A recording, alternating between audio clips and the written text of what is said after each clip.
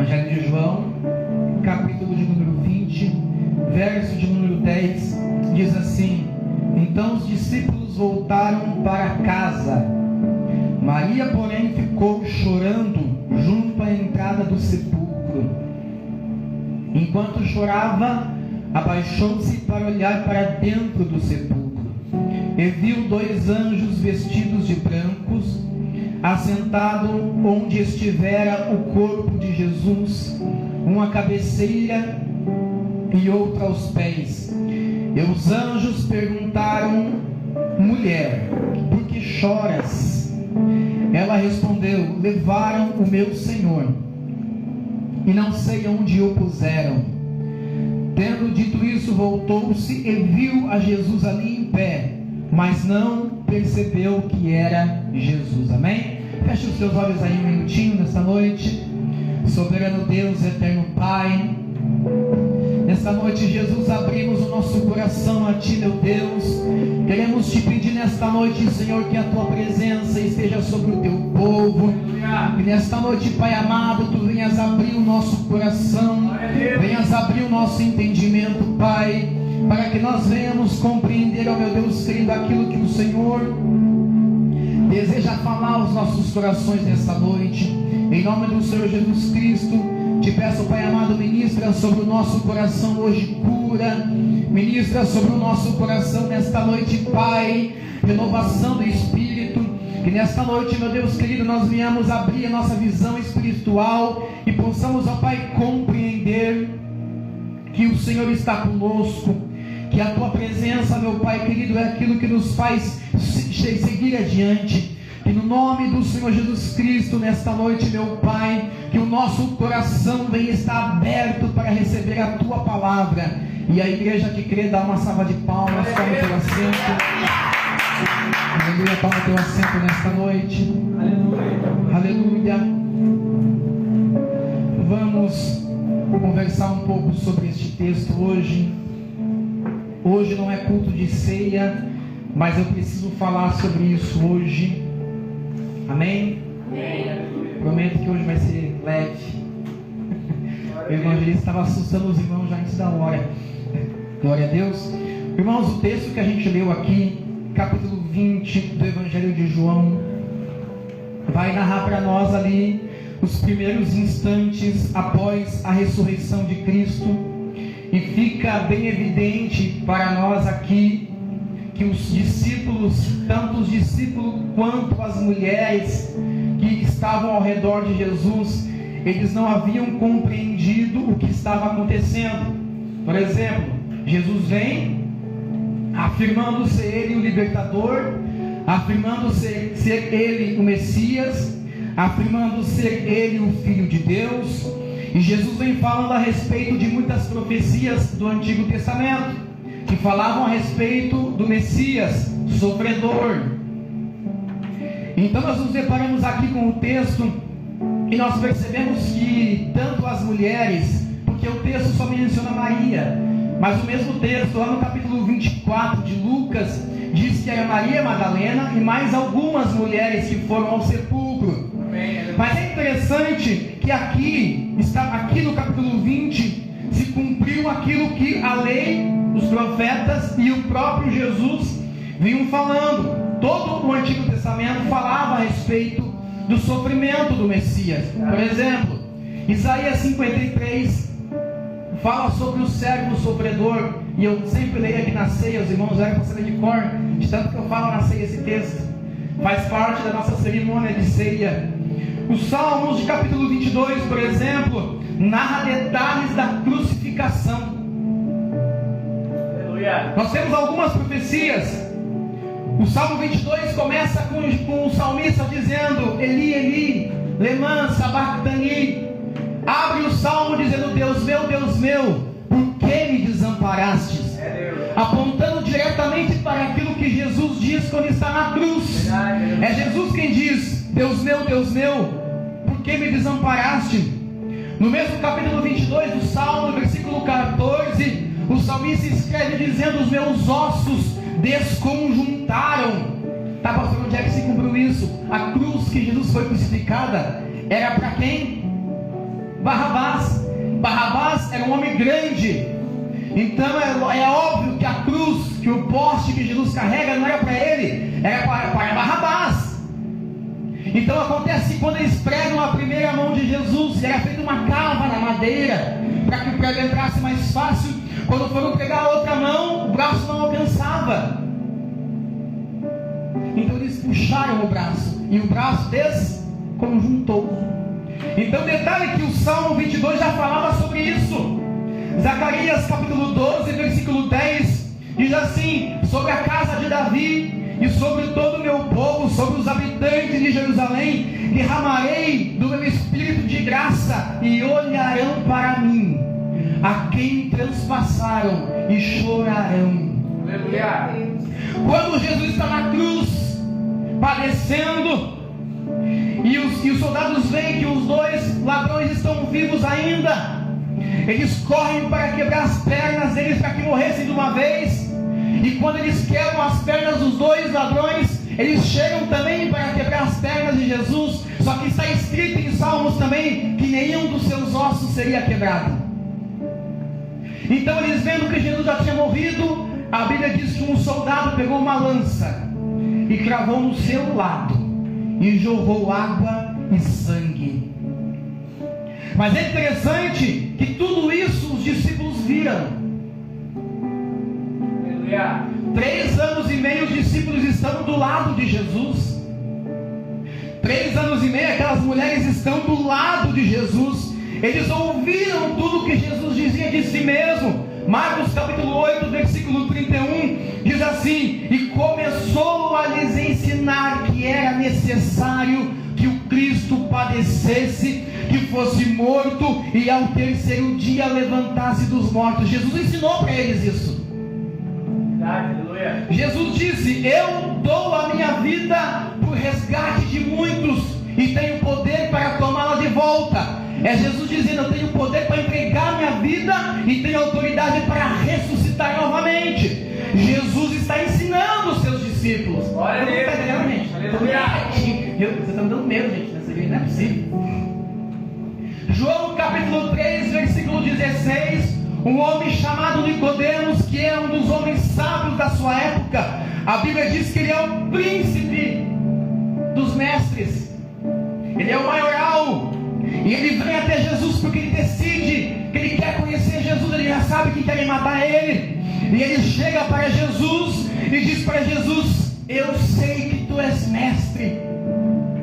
E Jesus olha para Nicodemos e fala: é verdade, em verdade eu te digo que aquele que não nascer de novo não pode ver o reino dos céus. Aleluia, Jesus, é verdade. Nicodemos começa a entrar numa conversa profunda com Jesus. Aí no versículo 16, Jesus também revelou para Nicodemos. Jesus diz para Nicodemos: porque Deus amou o mundo de tal maneira. É verdade, aleluia. Por que Jesus disse Deus amou o mundo de tal maneira? Porque não há como expressar o tamanho do amor de Deus pela alma do miserável e pecador como nós. Aí Jesus diz: vosso Pai vos amou de tal maneira que entregou o seu Filho como pagamento.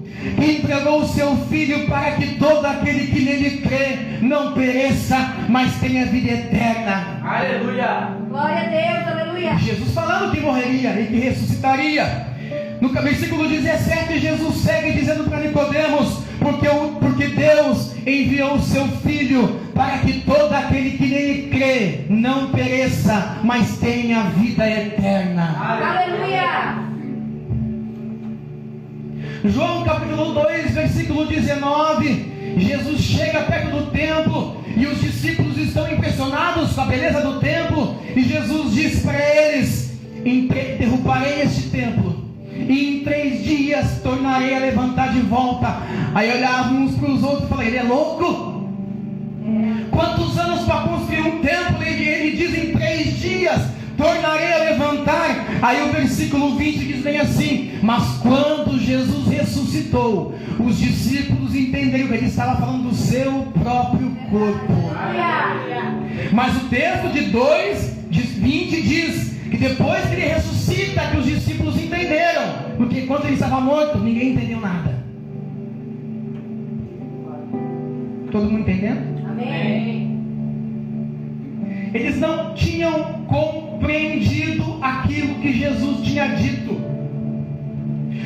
O que acontece na nossa vida quando Deus nos dá um direcionamento, quando Deus nos dá uma visão, quando Deus nos faz um chamado, quando Deus coloca sobre nós responsabilidades e nós nos frustramos no caminho? Deus, aleluia, Jesus. Já parou para pensar nisso? Pensa aí. Aleluia, Jeová. Eles conviveram 3 anos e meio pessoalmente com Jesus. No entanto, quando Jesus morre, eles esquecem tudo que Jesus tinha dito. Porque o desespero, a tristeza, o sentimento de decepção pós-morte de Cristo cegou o entendimento deles, e eles não podiam compreender o mistério que estava acontecendo. Aleluia, Jesus. Vocês estão entendendo, povo? Amém. Aleluia. Maria Madalena chega ao 3º dia para embalsamar o corpo do mestre. Ela chega e vê que a pedra havia sido removida.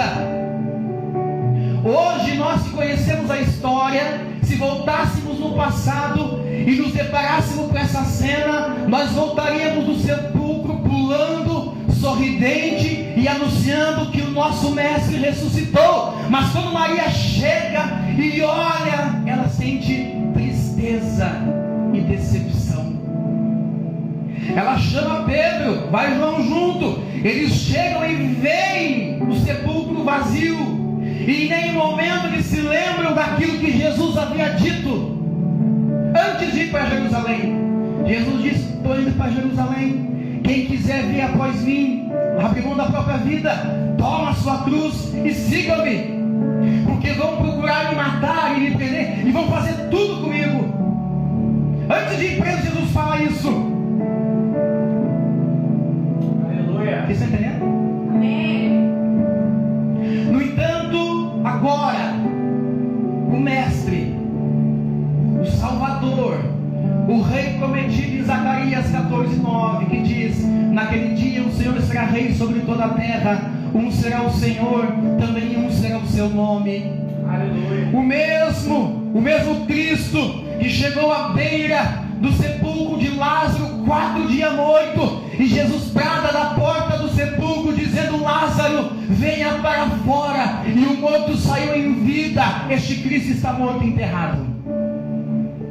É interessante que o mesmo Cristo, no capítulo 8, versículo 40 de Lucas, que estava passando pela rua, e de repente um homem chega para ele e fala: mestre, minha filha está enferma. Enquanto Jesus está indo para a casa dele, uma mulher, 12 anos, sofrendo com um fluxo sanguíneo, chega rastejando e toca na orla da veste do Messias, e a Bíblia diz que imediatamente ela foi curada, porque ela dizia: se ao menos eu tocar na orla da veste, ficarei curada. Glória a Deus. Aleluia, Jeová. O mesmo Cristo que chegou na casa da menina e disse: sai todo mundo para a rua e fica comigo Pedro, Tiago e João. Eles viram Jesus pegar na mão da menina e dizer: Talita cumi, eu te digo, menina, levanta-te. E a menina ressuscitou dos mortos. Aleluia, Jeová. Onde é que está esse Cristo? Enterrado, morto. Havia sido humilhado, apanhou. A humilhação de Jesus foi tão grande que a palavra do Senhor diz que teceram uma coroa de espinhos, e aqueles espinhos tinham cerca de 5 a 7 centímetros de comprimento, e disseram para ele: tu não é o rei, então toma aqui a tua coroa. Gravaram uma coroa de espinho na fronte do mestre e disseram: tu quer glórias, então nós vamos te dar glórias. Pegaram um pedaço de cana, desabriram um pedaço de pau e bateram na coroa de espinho e disseram: tu és o rei, toma aqui o teu louvor. Vocês estão entendendo, gente? O Cristo que vem É o mesmo que chega no jardim do Getsêmani e diz assim para os discípulos: orai e vigiai comigo, porque eu estou perturbado até a morte. Aleluia. Vamos pensar, eles colocaram todas as esperanças deles naquele tal Jesus de Nazaré. Eles depositaram toda a fé deles naquele Nazareno. Colocaram naquele Nazareno toda a sua confiança, porque afinal ele era o rei prometido. Eles estão com expectativas. No entanto, Aleluia. a esperança que eles tinham estava sepultado há 3 dias. Glória a Deus. No entanto, o rei prometido na lei e nos profetas estava morto.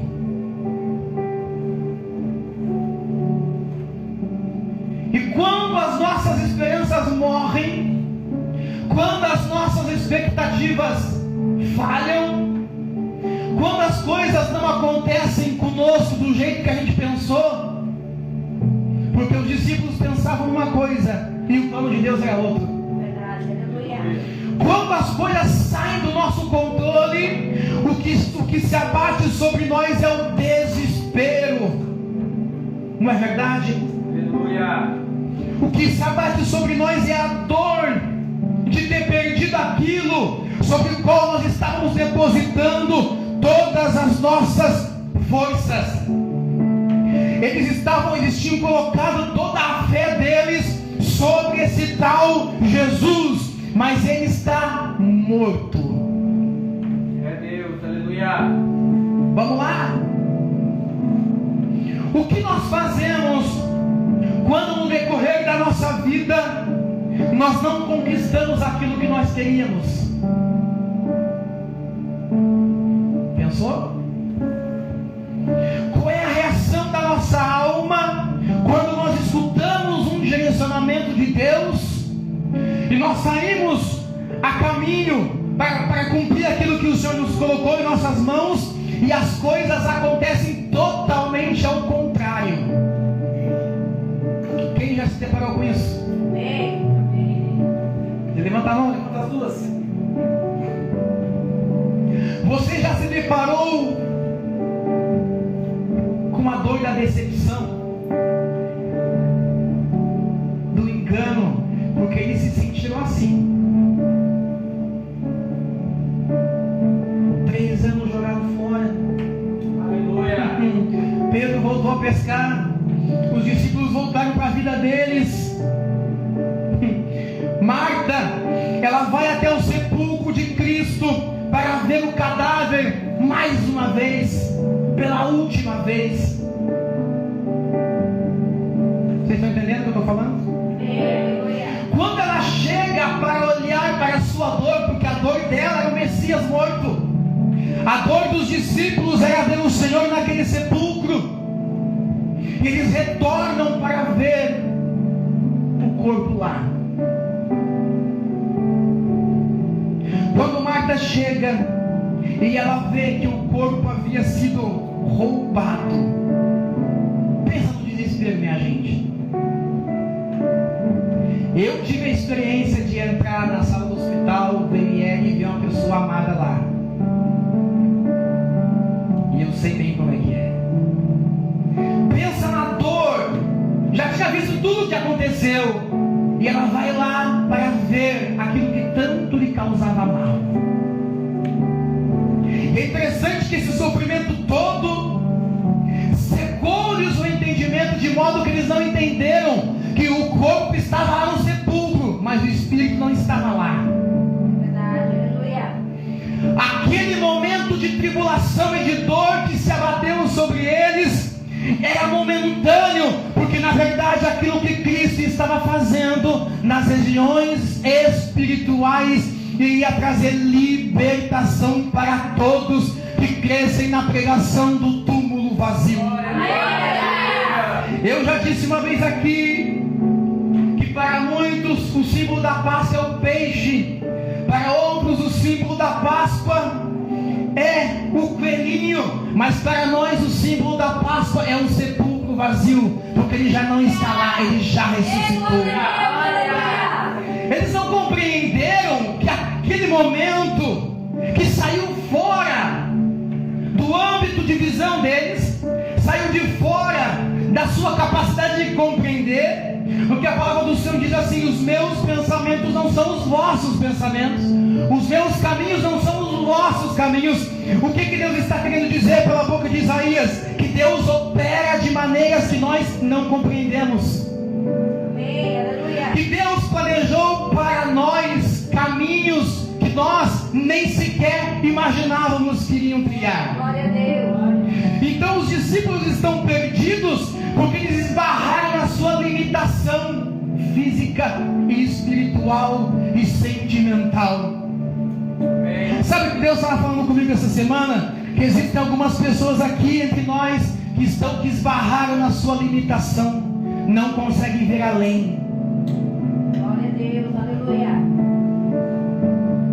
Por que, pastor? Dor, tristeza, decepção. Ei, mas quem disse que dor, tristeza e decepção não fazem parte do plano? É verdade, aleluia. Quem foi que disse que ministério não causa dor? Quem foi que disse que dom não traz problemas? Traz. Porque nós olhamos para alguém pregando e cantando e desejamos às vezes estar no lugar da pessoa. E não estou falando isso de inveja, estou falando de Senhor, eu queria aquela honra também. Nós pensamos isso, mas não pensamos no que a pessoa passa para estar ali. Glória a Deus. Aleluia, Jesus. Imagina, eles esbarraram na sua incapacidade de compreender as coisas espirituais. E aí que Paulo escreve ao 1 Coríntios dizendo que o homem natural não compreende as coisas do Espírito, porque para ele lhe parecem loucuras, mas o homem espiritual discerne tudo e a todos, e de ninguém ele é discernido, porque as coisas do Espírito se discernem espiritualmente. Eles estão ali, e a Bíblia diz que Marta chegou e olhou para o sepulcro, estava vazio. Os discípulos voltaram embora, acabou tudo, até o corpo roubaram. Até o corpo roubaram. Eles voltam para casa, o texto diz: voltaram para casa, e Marta decide chorar a dor da sua perda ali. E a Bíblia diz que ela olhou de novo e viu os anjos. Gente, isso aqui é interessante. Os anjos disseram: quem tu estás procurando, mulher? Por que tu procura entre os mortos aquele que está vivo? Não era para Marta ter entendido que ele tinha assustado? E ela olhou e viu o jardineiro, o jardineiro disse para ela: por que choras, mulher? Em primeiro lugar, por que choras? A dor, a decepção. Eu não estou vendo meu mestre. Aí o jardineiro pergunta de novo: a quem tu procuras? Não era para ela ter entendido, mas o texto diz: mas ela não percebeu que era Jesus. Aleluia. É interessante que nós não aceitamos ver Jesus no momento da perda. Nós não aceitamos ver Jesus no momento da decepção, porque tem algumas decepções que é o Senhor quem vai te trazer, porque os planos dele não são os nossos. Aleluia. Existem coisas que nós temos para nós que Deus não vai dar, porque não faz parte do plano dele, e ele está tirando de nós, e nós não estamos vendo o que é ele que está fazendo. Estamos vivendo um momento de lutas e de tribulação e de decepção. O mestre está ali. Estamos que nem Marta: cadê o mestre? Ela olhou para ele e disse assim: me diz aonde tu colocou, para que eu traga de volta. Aleluia. Vamos lá, o tema da pregação: o poder de uma visão. Visão, ver, enxergar. Ela não viu que era Jesus. Você está entendendo? A pergunta que eu te faço hoje para ti, se um dia tu já viveu isso com Deus, e responde para ti mesmo: quanto vale uma visão espiritual para a tua vida? Segunda pergunta: tu já teve essa visão espiritual para a tua vida?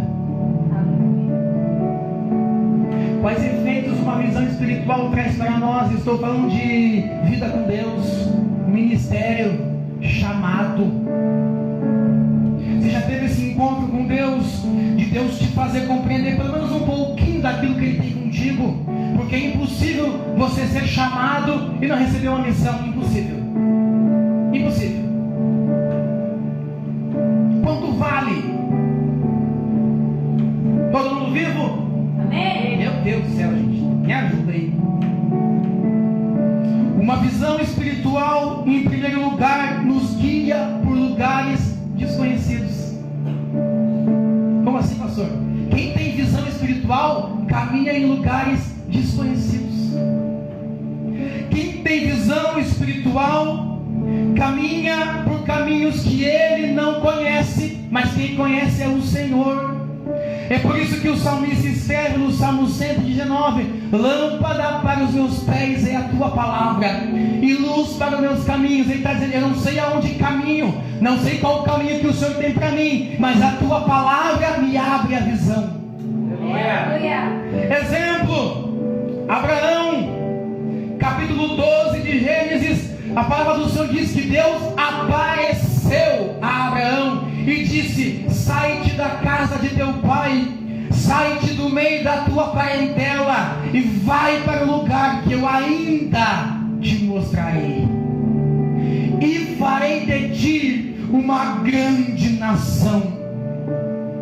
Abraão tem uma visão espiritual e recebe uma direção espiritual, porque quando Deus se apresentou para Abraão, Abraão conseguiu ver.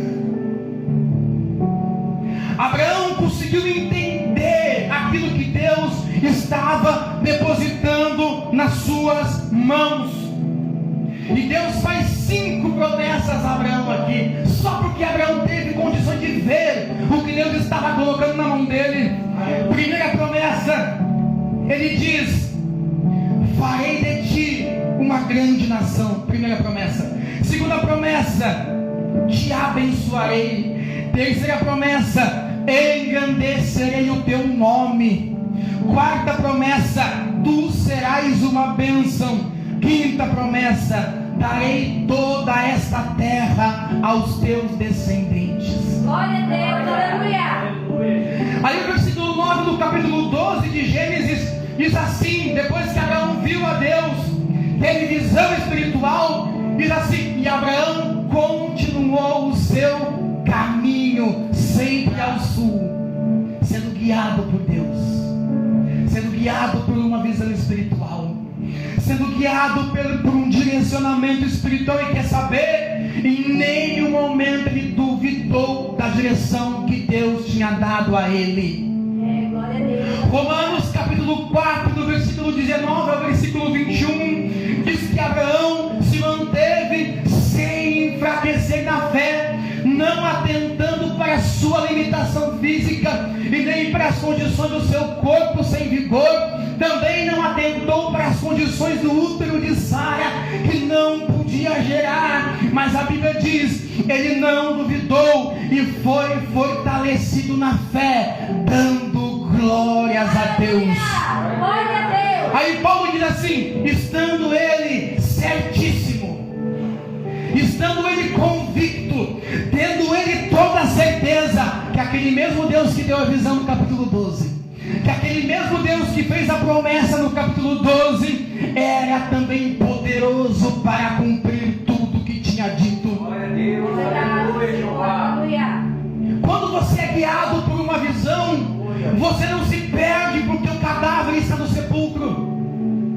Você não esquece das palavras que Deus te disse, mesmo quando tudo aponta ao contrário. Você segue sempre pelo caminho ao qual Deus te deu a visão. Aleluia. Amém, aleluia. Capítulo 28 de Gênesis, Jacó está fugindo e Jacó passa por uma região deserta e Jacó deita para dormir. Ele pega um travesseiro bem confortável, ele pega uma pedra, ele deita sua cabeça na pedra e ele tem uma visão espiritual. Aleluia. Vocês estão entendendo, gente? Amém. Abraão, Jacó tem uma visão espiritual e ele escuta a voz de Deus dizendo assim: a tua descendência será como o pó da terra. Deus está transferindo para Jacó todas as promessas que tinha feito a Abraão. E é interessante que no versículo 15 do capítulo 28 o Senhor diz assim a Jacó: estou contigo, eu te guardarei aonde quer que tu fores, te farei tornar para a tua terra, não te deixarei até que eu tenha cumprido tudo que tenho te dito. Deus disse para Jacó: aonde quer que tu fores caminho, eu vou contigo. Aonde quer que tu andares, eu vou contigo para te guardar. E quer saber? Deus foi com Jacó aonde Jacó colocou a planta dos seus pés. Aleluia. No capítulo 32 de Gênesis, ele vai parar na casa de Labão. Ele trabalha 14 anos de graça para Labão, e ele decide que chegou a hora e o momento de construir patrimônio para sua família. Ele chega para Labão e diz assim: tem um acordo para fazer contigo, preciso de pagamento. Todos os animais que nasceram malhados e listrados são meu pagamento. Labão disse: para mim está ótimo, não nasce listrados e malhados. Jacó pegou as varetas, joguei isso aqui, foi para a beira da água, e a Bíblia diz que Jacó orou. Glória a Deus. E Jacó lembrou o Senhor da aliança que Deus tinha feito com ele, e Jacó prosperou. Amém. Aleluia. Labão tentou, mas Deus fez prosperar. Todas as vezes que o teu inimigo mudar a estratégia contra ti, Deus também te dá uma estratégia nova. Todas as vezes que alguma coisa acontecer no caminho que não estava no teu plano, Deus já tem uma estratégia montada para dar para a tua vida. Aí a palavra do Senhor diz mais para frente, no capítulo 46, que Jacó ficou sabendo que José estava vivo e estava meio lindo, e Jacó disse: vou voltar, é meu filho. Só que Jacó tem medo. E Jacó está de noite dormindo, e Jacó teve uma visão de novo. E o Senhor dizia bem assim para Jacó: não temas descer ao Egito, porque lá eu estarei contigo. Amém. Aleluia. O que acontece é que quando nós somos guiados por uma visão espiritual, as coisas que acontecem ao nosso redor não têm a condição de mudar aquilo que nós sabemos de Deus a respeito de nós. É interessante que muitos de nós nos dizemos já saber, já poder entender, sermos sapientes das coisas que Deus tem conosco, mas na primeira tempestade, na primeira pancada, esquecemos de tudo. No primeiro momento de dor, no primeiro momento de decepção, nós anulamos tudo o que o Senhor nos disse, porque na verdade ainda não tivemos uma visão. E eu estou falando de conseguir compreender as coisas, de visão especificamente falando. Aleluia. Você está entendendo? Amém. Quem tem visão se mantém no foco. Quem tem visão se mantém no caminho. Quem tem visão se mantém na direção que Deus deu para ele. Jesus diz, Lucas 9:23, se alguém quiser vir após mim, tome a sua cruz, negue-se a si mesmo e sigam-me. Sabe o que ele está dizendo? Decidam o que vocês querem e depois me sigam. É verdade. Aleluia. Não tem como nós seguirmos a Jesus se ainda não nos decidimos o que queremos para nós. Aleluia. Não decidimos ainda de que jeito iremos ganhar as nossas batalhas. Não entendemos ainda. Jesus está dizendo: primeiro vocês tomam a cruz, decidam, então sigam-me. Vocês estão entendendo? Amém. Glória a Deus. Os discípulos estão assim, estão cegos. enxergam um palmo à sua frente. É interessante que o Pedro e o João que chegam no sepulcro eram os mesmos que viram Jesus transfigurado no Monte das Oliveiras. E ouviram uma voz que dizia: este é o meu filho amado. Olha que interessante. O nosso nível de convivência na igreja não confirma que já tivemos a visão. Aleluia. O nosso nível de qualidade naquilo que pregamos, cantamos ou falamos não define se realmente aquilo que nós professamos está em nosso coração. Glória a Deus. Aleluia. Vocês estão entendendo? Amém. Deixa eu ver onde é que eu estou no meu esboço aqui, gente. Aleluia. Eles estão perdidos. Eles estão confusos. Glória a Deus. Eles estão à deriva. E é interessante que Tiago, capítulo 1, versículo 6, diz que aquele que duvida, aquele que não crê, aquele que não consegue alcançar a visão, ele é semelhante a uma onda do mar jogado de um lado para o outro. Nós nos deparamos em nossa vida espiritual muitas vezes na condição de decepção, porque Deus não operou do jeito que nós imaginávamos. Por exemplo, Deus te disse: vou te usar para pregar, vou te usar para louvar, vou te usar para ganhar almas. Disse ou não disse? Amém. Amém. Ele te falou o que ele ia fazer contigo para te preparar? É Deus. Verdade. Eu acho interessante que alguns de nós, quando buscam a Deus, nós queremos uma garantia de Deus de que Ele vai fazer aquilo que Ele cumpriu. Nós queremos uma garantia de Deus que Ele vai fazer aquilo que Ele prometeu. Só que é interessante que a única garantia que Deus nos dá é aquilo que Ele mesmo disse, porque Ele vela sobre a sua palavra para a fazer cumprir. Deus, Ele não vai nos dar essa garantia. Sabe por quê? Porque não há necessidade. Foi Deus quem falou? Foi Deus que falou? Amém. Uma vez eu ouvi alguém dizer assim: que pena, fulano tinha promessa e fulano morreu. Não morre, mentira. Eu acreditava nisso também. Só que quando eu me deparo com a palavra de Deus, com a Bíblia, Ele diz para Jeremias: eu velo sobre a minha palavra. Sabe o que é velar? Velar é guardar. Eu guardo, eu cuido muito bem o que eu digo, porque aquilo que eu digo eu faço cumprir. É simples. Quando Deus fez a promessa a Abraão, diz o livro de Hebreus, Deus não tinha por quem jurar, então Deus jurou por si. Então a promessa está baseada em ti ou está baseada em Deus? Baseada em Deus. De modo que se tu tem promessa, tu permanece. Sai e volta e permanece. Amém. Glória a Deus. Como o evangelista cantou nesta noite. Aleluia. Marta chega ao sepulcro. E a palavra do Senhor diz que como eles não acharam o corpo do Senhor. Amém. Aleluia, Jesus. A palavra do Senhor diz que Marta ficou chorando ali e lamentando a perca. Sabe o que é interessante? Aleluia.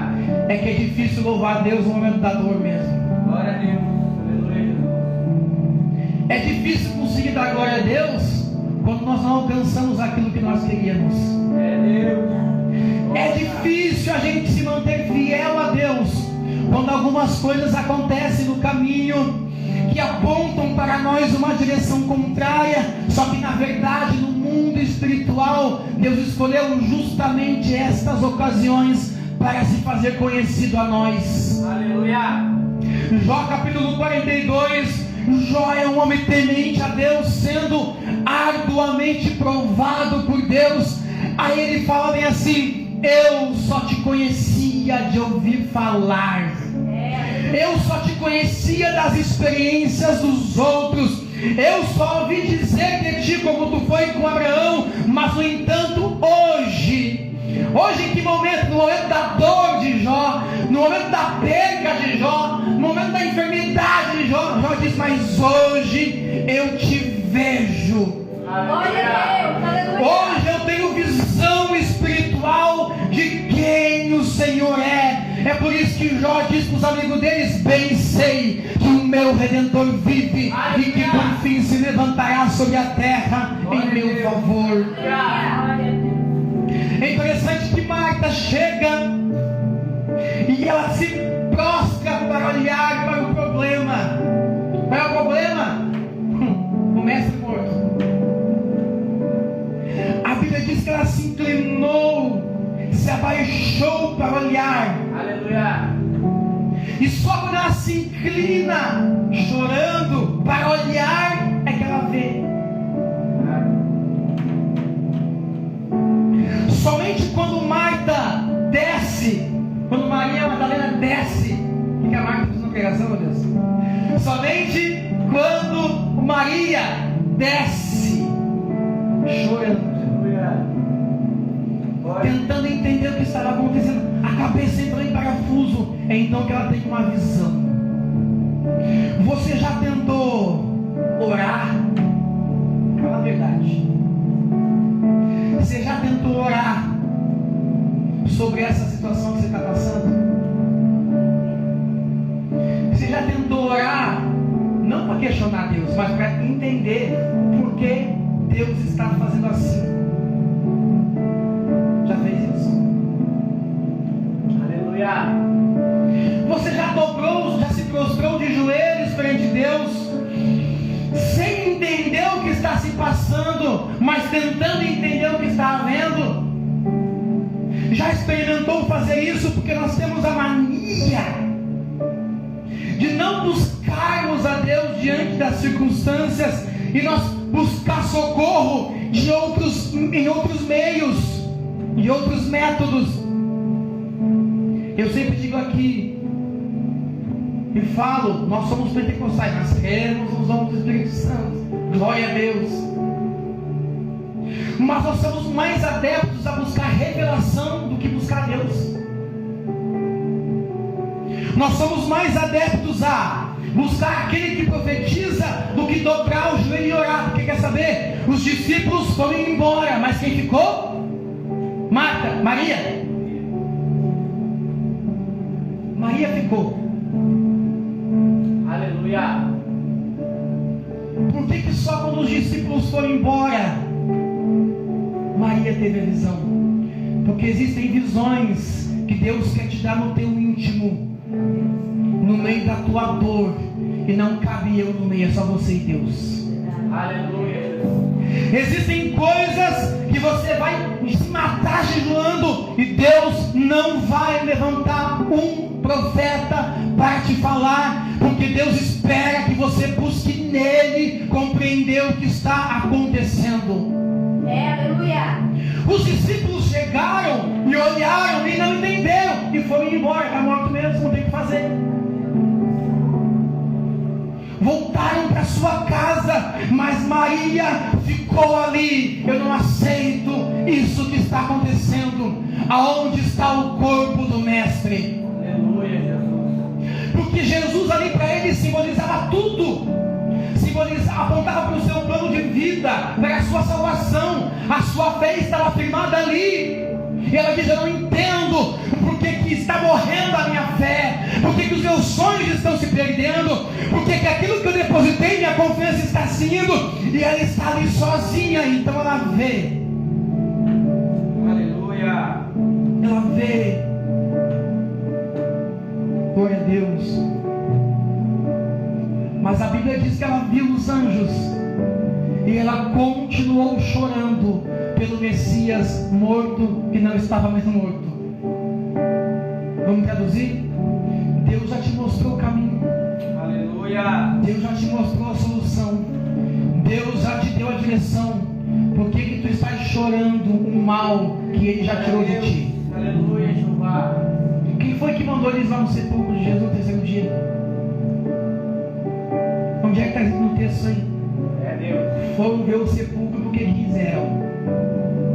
Voltaram para olhar para a sua dor porque quiseram. Jesus não mandou. Jesus não disse no terceiro dia: vão lá e veem que eu estou vivo. Jesus não disse isso, nunca. Nós temos um probleminha de ficarmos revisitando os nossos traumas.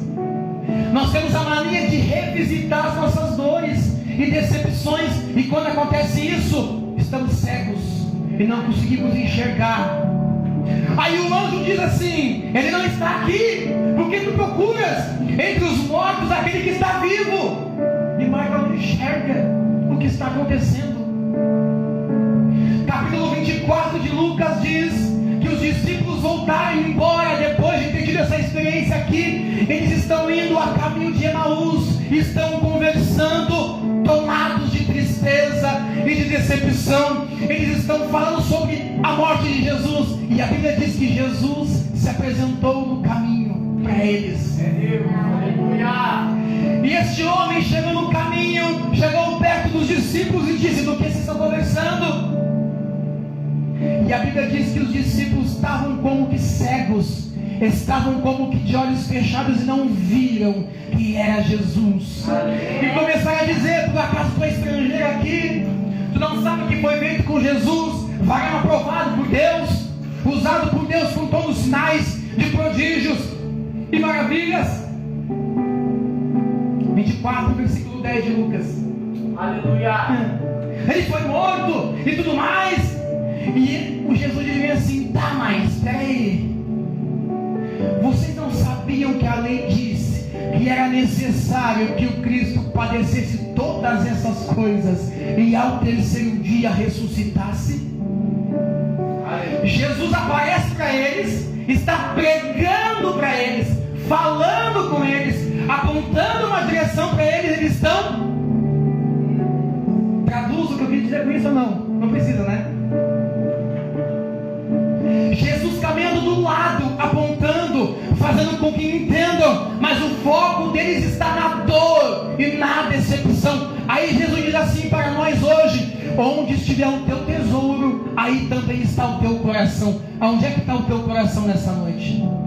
Tira o coração da dor, tira o teu coração da decepção, tira nessa noite as ferramentas que tu usa para te proteger, porque enquanto os nossos olhos estiverem no trauma, nós não vamos ver Jesus do nosso lado no caminho. É verdade, aleluia. Aí eles estão passando, está anoitecendo, e Jesus ia-se embora e disse: mas fica conosco aqui, já está anoitecendo, é perigoso. E Jesus entrou na casa, sentou com eles na mesa. Eles não estão vendo que é Jesus. Aí era costume naqueles dias pedir para que o visitante desse graças e começasse então a comilança. Passaram o pão para Jesus, e a Bíblia diz que Jesus pegou o pão e disse: graças te dou, Pai. Aleluia. Quando Jesus disse graças te dou, Pai, os discípulos perguntaram: eu conheço essa oração, eu sei quem fala assim. Oh, aleluia. Jesus chegou para orar para ressuscitar Lázaro, e Jesus, antes de ressuscitar Lázaro, Jesus levanta os olhos para o céu e diz: graças eu te dou, Pai, por sempre me ouvires. Ele vai multiplicar 5 pães e 2 peixinhos. Ele levanta para cima e diz: graças te dou, Pai. E os discípulos disseram: eu sei quem fala assim. E quando abriu os olhos, ele já não estava mais lá. E um olhou para o outro e disse: porventura não ardia o nosso coração enquanto ele falava? Glória a Deus, aleluia. Eu não sei nesta noite como o teu coração chegou aqui, mas abra os teus olhos e veja que Jesus está contigo em toda e qualquer circunstância. Não importa nessa noite se colocaram o teu ministério, o teu chamado, os teus dons, os teus sonhos, os teus projetos dentro de um sepulcro. Eu quero te dizer nesta noite que não procure entre os mortos aquilo que Deus trouxe à vida. Maria fica e ela escuta, mas ela não vê ainda. Ela não vê ainda, porque anjo é servo, não é verdade? A palavra anjo significa mensageiro. Mensageiro é um servo. Nem sempre você vai ouvir um servo de Deus e vai compreender o que Deus está dizendo. Pode ser que eu esteja falando aqui e você não entenda nada que eu estou falando. Pode ser que muitas coisas que eu disse aqui você não entendeu. Só que quando Jesus aparece para Maria, eita glória! Quando Jesus aparece para Maria, e Maria olha e diz assim: me diz aonde tu colocou o corpo do meu Senhor. Aleluia. Deixa eu colocar de pé nessa noite para nós encerrar. Quando Maria olha, a palavra do Senhor diz que ela diz: aonde está o corpo do meu Senhor? Aleluia. A palavra do Senhor diz que aí Jesus disse para ela: Maria.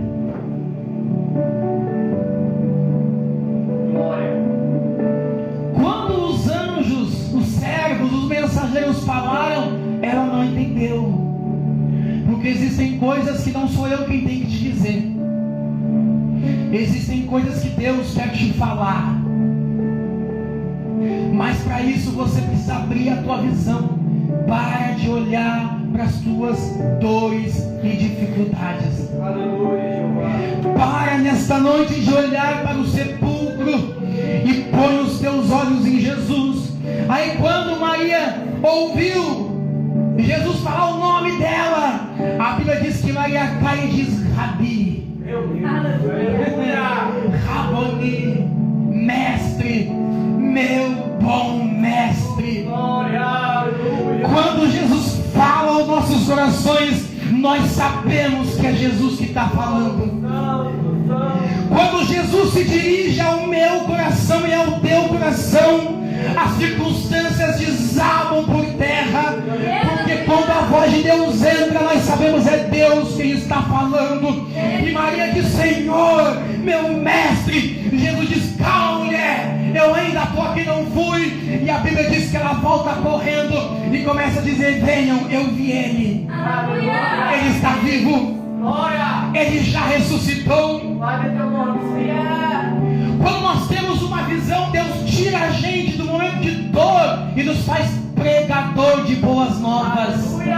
Quando nós temos uma visão espiritual, Deus nos tira no meio de toda e qualquer decepção e nos faz um canal de bênçãos. Maria chega pregando, dizendo: ele está vivo, ele ressuscitou, ele falou comigo. Glória teu nome, Jesus. E ele mandou dizer para vocês: vamos, porque ele quer se apresentar para todos nós. Aí o Pedro, que tinha negado Jesus, o Pedro que chegou no sepulcro e disse: não tem o que fazer, roubar o corpo, vai embora. A palavra do Senhor diz que Maria diz assim: e tu, Pedro, Jesus mandou dizer: tu não pode faltar nessa reunião. Aleluia. É Deus. Por que Jesus fala isso para Pedro? Porque Pedro tinha negado Jesus 3 vezes. Alguém viu? Não. Alguém sabia disso? Não. Só quem sabia disso era Jesus. Pedro foi lá e viu que o sepulcro estava vazio. Roubaram o corpo. Pedro era o pastor da igreja. Quando Maria chegou para provar para Pedro que Jesus tinha ressuscitado realmente, Maria chega e diz: eu não vi, mas ele viu quando tu negou ele 3 vezes. Maria não sabia. Quando Pedro ouviu isso, ele creu, porque ninguém viu. E Jesus garantiu a Pedro que mesmo Pedro errando no caminho, Pedro era importante. Ele diz: tu não pode faltar nessa reunião. Você consegue crer nesta noite nisso que foi pregado aqui? Você entendeu nesta noite que às vezes Deus precisa te levar para um sepulcro para que você tenha uma visão espiritual das coisas? Você conseguiu compreender nesta noite que Deus precisa te tirar tudo para te dar?